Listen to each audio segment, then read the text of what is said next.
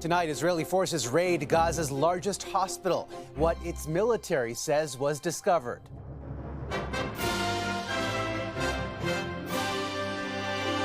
There is an AK-47, there are cartridges, ammo, there are grenades in here. While protesters confront the prime minister over the conflict at a restaurant. Ceasefire now! Ceasefire now! President Biden, what's your message to China today? In San Francisco, a high-stakes meeting between the U.S. and China. Plus, profits from big grocery chains leave Canadian shoppers deflated. I think they should come down because I think people are really struggling. What cracked a half-century-old cold case in Ontario? Murder mystery solved. And a place where everybody knows his name. We're all on the hunt for a guy named Paul. Why all signs point to Paul in one New Brunswick town.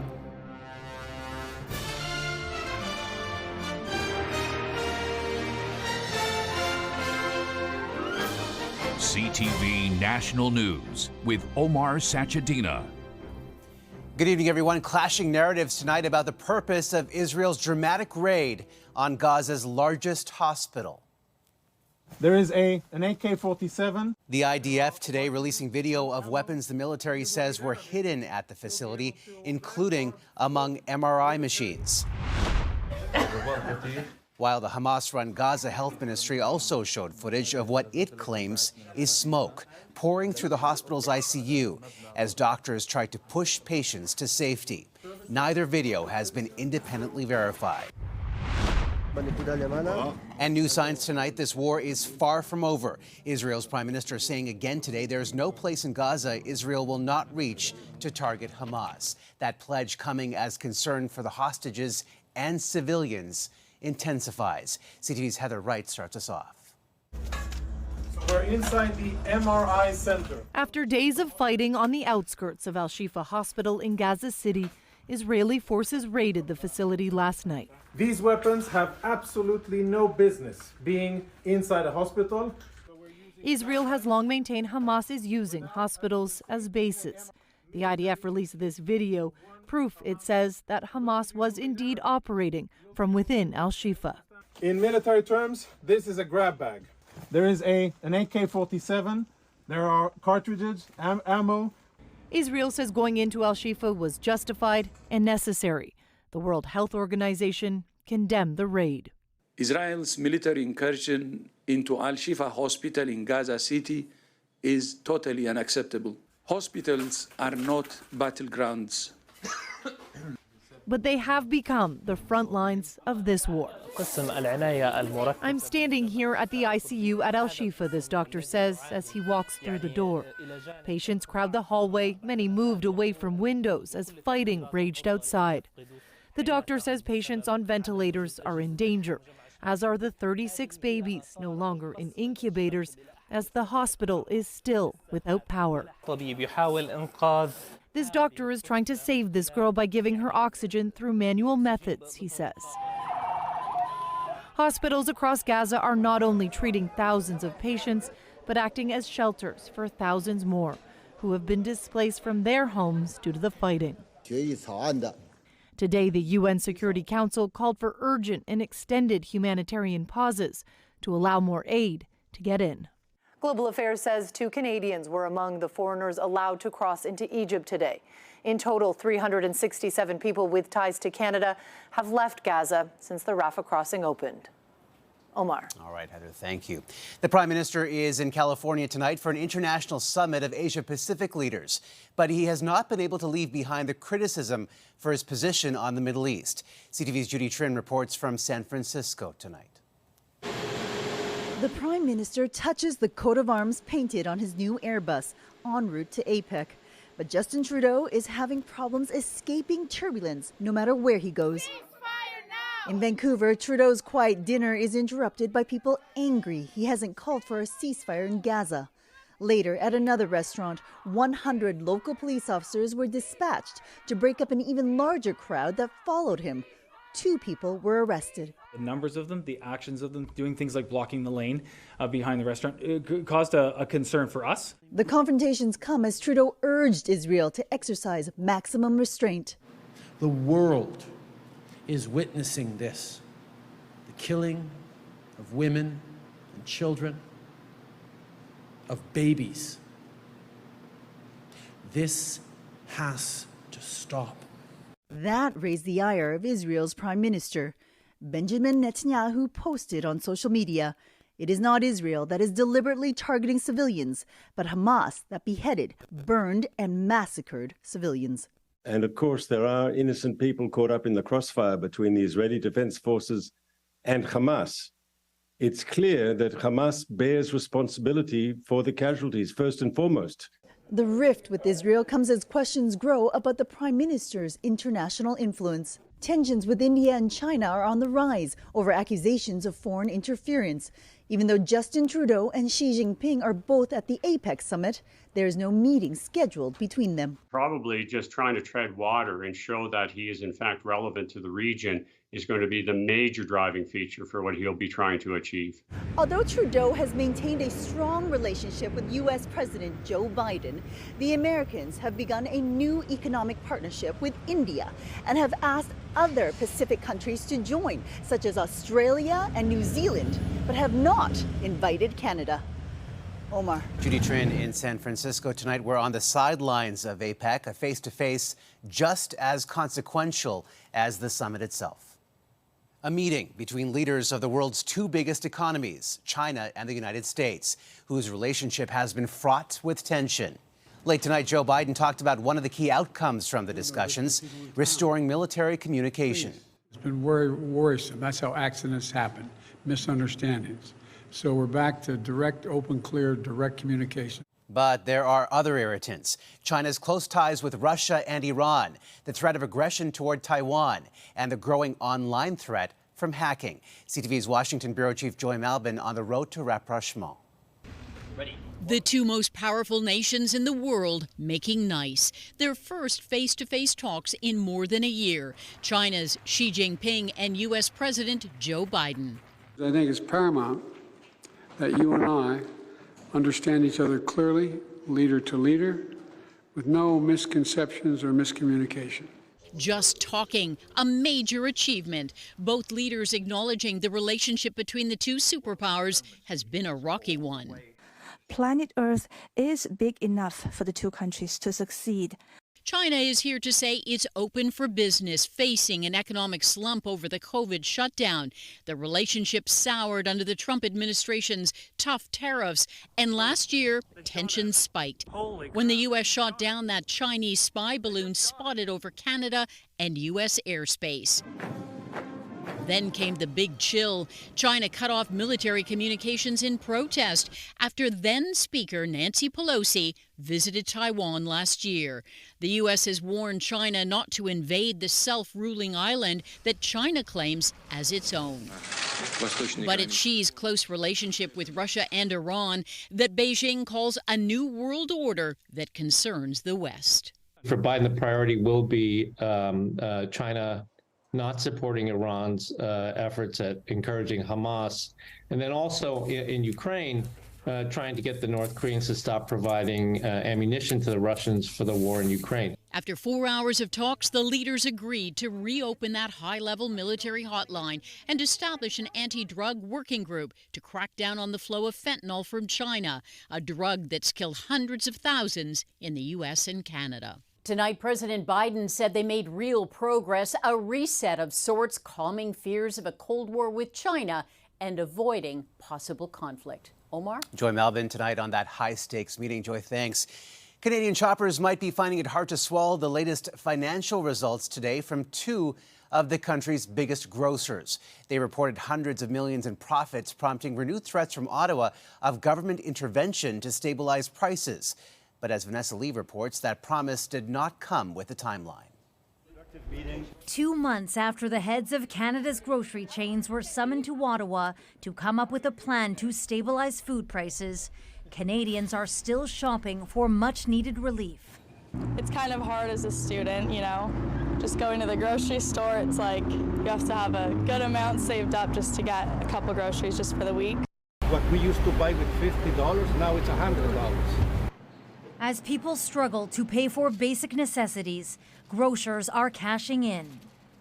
Loblaw is reporting a third quarter profit of $621 million, an increase of more than 11% over the same period last year. Food sales increased by 4.5%, and pharmacy sales grew by more than 7%.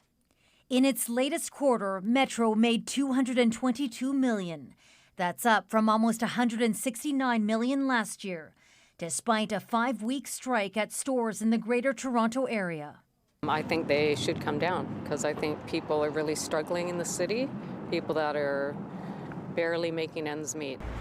Ottawa says it is not ruling out any measures to bring prices down, including changing competition laws. We are prepared to use every tool in our toolbox, including tax policy, to make sure that prices stabilize.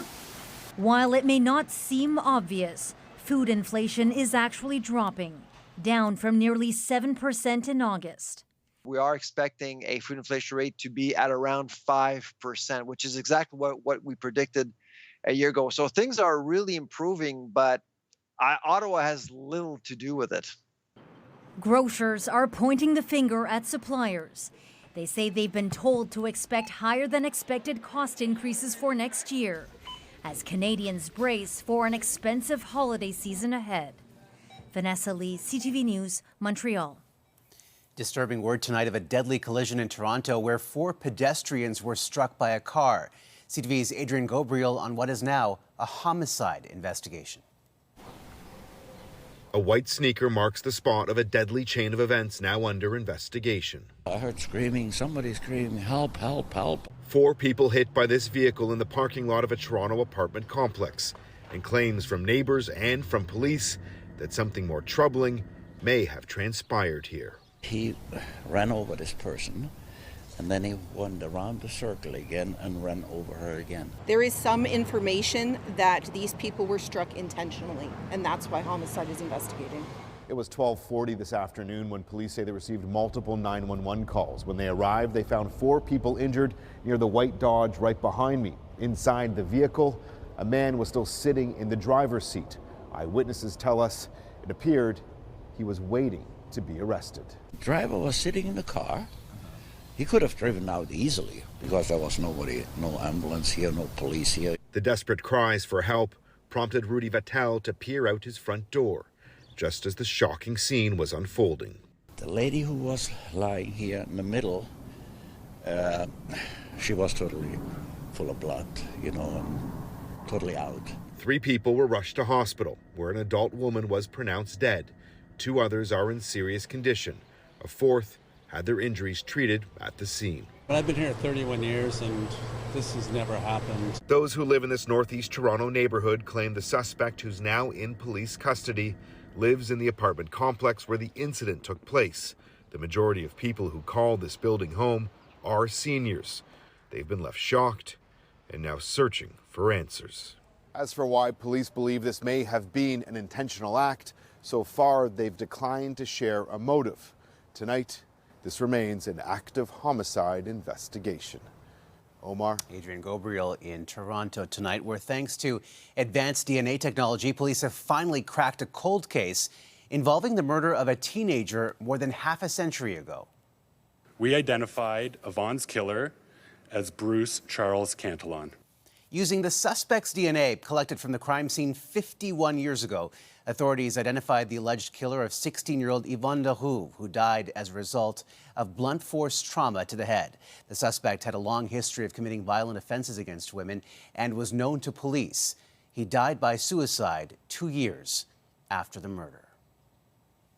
And another investigation has resulted in charges against a major in the Royal Canadian Air Force who served in the U.S. for 5 years.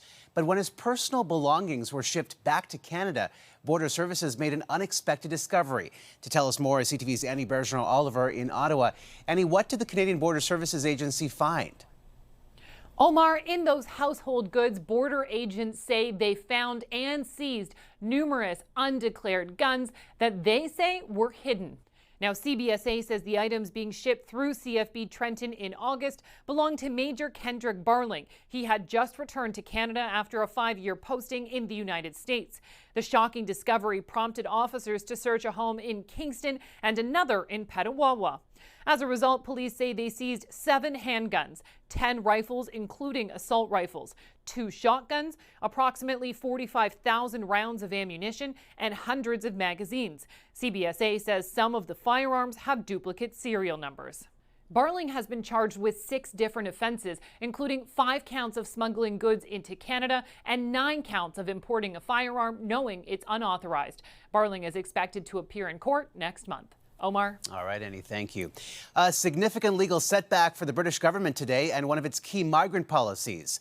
The Supreme Court ruled that asylum seekers cannot be deported to Rwanda as it would not be a safe third country, prompting this reply from British Prime Minister Rishi Sunak.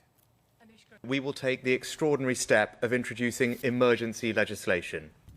The controversial plan would see asylum seekers sent to Rwanda and ban them from returning to the UK. Coming up. We're all texting each other, have a great first day of camp. A mad dash to drop the first puck in the Professional Women's Hockey League.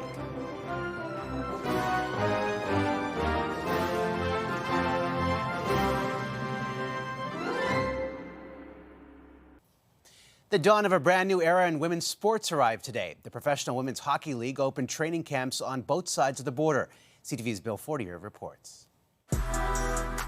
They've got the jerseys, the players, and all the buzz of a new pro sports league. I think we're all really excited for it, the fact that this day is actually here. Training camp began today for the new Professional Women's Hockey League. Among the league, among the markets, we're all texting each other, have a great first day of camp. I think it says a lot. We're building this, and this is ours, and we get to do it the way that we want. And I think that that is something that is so powerful. But with only around 7 weeks until puck drop, there are still many questions. We're not going to be perfect in year one. There are no team logos or names, no schedule. And while most venues are locked up, the league is still finalizing the paperwork on some. We're playing in small buildings in some cases. In others, we're playing in NHL venues. But to the players, that's not today's focus. No matter what the comments are about the jerseys, the logo, for us, we're here. We're playing in a professional league for the first time in our life, and I think that says it all. In the inaugural season, teams will be based in Toronto, Montreal, Ottawa, Boston, Minnesota, and New York. The PWHL says more than half of the players are now signed to contracts, with more in the coming days. Having all the girls from the US, from Europe coming in as a group, it's exciting. The goal is to drop the puck in early January, and if league officials are worried, it doesn't show. This ambitious timeline has been something that has not scared us at all. It's something that we're incredibly thrilled about and we're energized by. The PWHL will follow the NHL rulebook with a few tweaks. Broadcast deals are expected to be announced soon, but the league says many games will be televised in both countries and all games will be streamed online. Bill Fortier, CTV News, Edmonton. Still ahead, an early start in the fight to salvage the spirit. The charity empowering single parents this Christmas.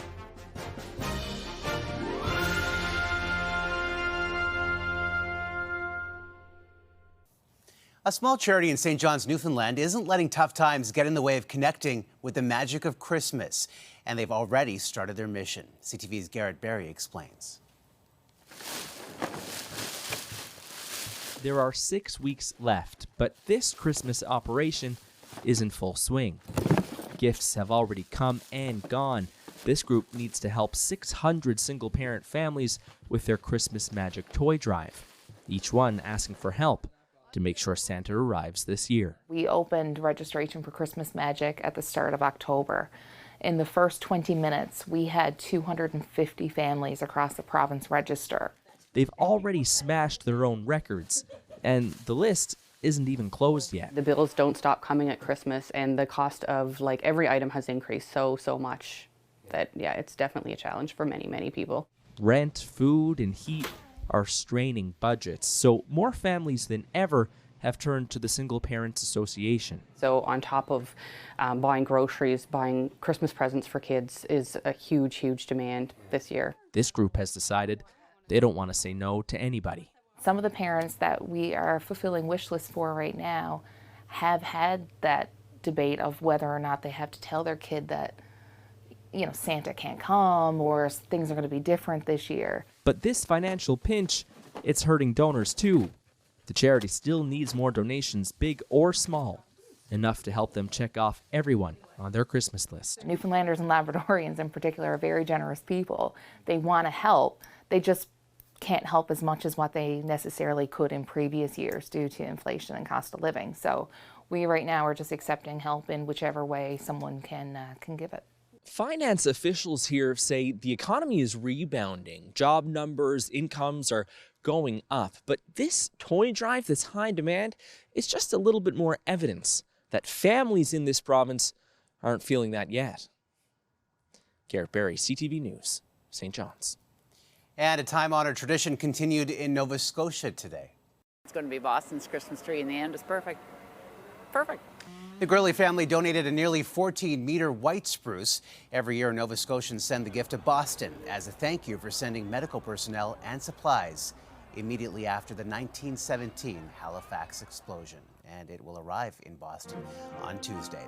After the break, how a town in New Brunswick put out the all-call for a popular customer.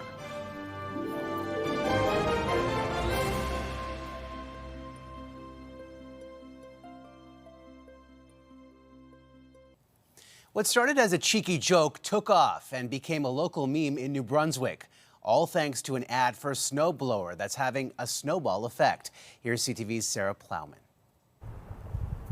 In northern New Brunswick, Paul is suddenly the most popular guy in town. We're all on the hunt for a guy named Paul. We've been looking for about a month now. His name is plastered on signs and billboards. The community first heard of Paul when the hardware store announced his snowblower arrived. We had a few customers, actually probably a few handfuls of customers saying, Paul, aren't you going to pick up your thing? Other businesses jumped in, posting reminders for Paul to pick up his lunch, wash his clothes, and at this daycare, pick up his kid. Here, it was Paul's bubble tea. My mom's sending me messages and asking me, who's this Paul guy? And so, who is he? Paul is pretty much everybody that walks into our store. Turns out there is a Paul, and he works at Home Hardware. But is that the same Paul? I have to say, no, it's not the same Paul. It's just a character that we accidentally created just for fun. And it worked. An ad that boosted business, morale, and Bathurst's profile. It's nice that Paul came to town for a simple reason, and that is bringing people out asking the question. As for his snowblower, the latest is that Paul has picked it up. Sarah Plowman, CTV News, Bathurst, New Brunswick. Oh, that's good. The puzzle, that is Paul. That's a snapshot of this Wednesday for all of us at CTV National News. Thank you for watching. See you tomorrow, and good night.